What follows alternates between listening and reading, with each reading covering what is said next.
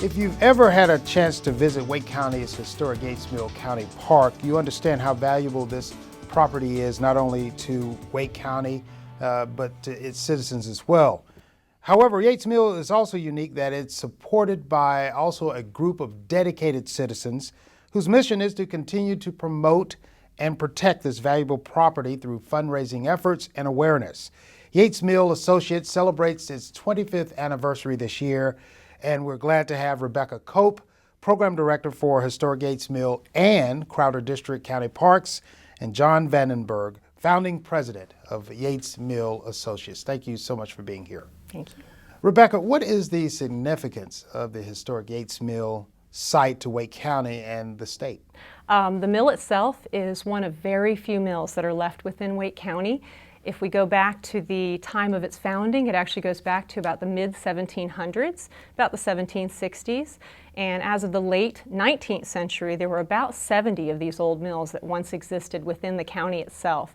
And this is the very last one that exists still as a operable, restored grist mill. Runoff water power. The mill is also actually one of very few mills that are open within North Carolina for the public to come and visit. And it shows several generations of milling technology, so it really shows you how food production and other resources were provided to the community. In addition to that, I should mention that it is one of very few examples of an early automated mill, which was invented by a fellow named Oliver Evans in the late 1790s. John, when did the nonprofit group Yates Mill Associates actually form, and what were the motivating factors that caused this group to come together? We got together probably at the instigation of the Wake County Historical Society. I served on their board of directors for a while. And they recognized the mill as being a valuable resource, as Rebecca had said, for the community and deserved to be restored. So we met downtown, and about a dozen of us all together had interest in historic preservation. And from that, and with the help of Wake County Historical Society, we formed a nonprofit organization in 1989. And now, John, who owns this old mill and when was it purchased? Currently owned by NC State University.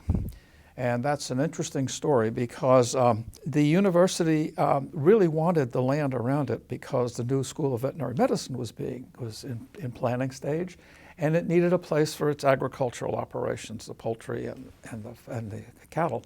And so it got a little over 1,000 acres, 1,005 acres in that area at a very low cost. And as part of that, the Yates Mill was a tag-along. And the university biology program, in which I was involved, was very much active in using the site and contributing to it. And I watched this old mill deteriorating, and that's how we got started with the Wake County Historical Society. Okay, and Rebecca, when did Wake County become involved with this project, and what are we responsible for as it relates to Wake County government? So NC State University, as you heard, is still the owners of the property. They've leased the property to Wake County, and we have a total of 158 acres with the university. We actually bought another 16-acre property, so we have a total of 174 acres, for which the Wake County Park staff are the managing agency. So we come out and maintain the cultural resources, but then we work with the nonprofit group Yates Mill Associates, and they are, through a use agreement, directly responsible for the mill's long-term maintenance and ongoing operations. And the public being able to get in to see the mill, what are they going to see when they take one of these tours? So the park itself is open a little bit more than the mill. We've got certain times the mill is open, but you can come out, for instance, and hike the Mill Pond Trail or go upstream to some of the other trails that we've got anytime on 361 days a year, 7 days a week. So the mill itself, we do have some public tours that are scheduled both on weekdays and weekends, and we also work with a number of organized groups. For anybody of a group of 10 or more, they can set up a customized tour time. And we actually work with Yates Mill Associates, volunteers, and other folks from the community who we help train and get outfitted to come out and teach the actual tour programs. John, what are some of the greatest needs for the organization and the old mill today? Well, it's being old. It requires attention from time to time to improve its conditions.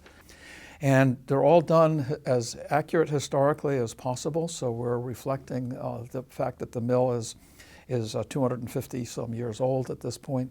The other thing is that we have 3 legs to our stool at the moment, which is this partnership. As the county is one of the legs, Yates Mill Associates is one of the legs, and NC State University is the other leg.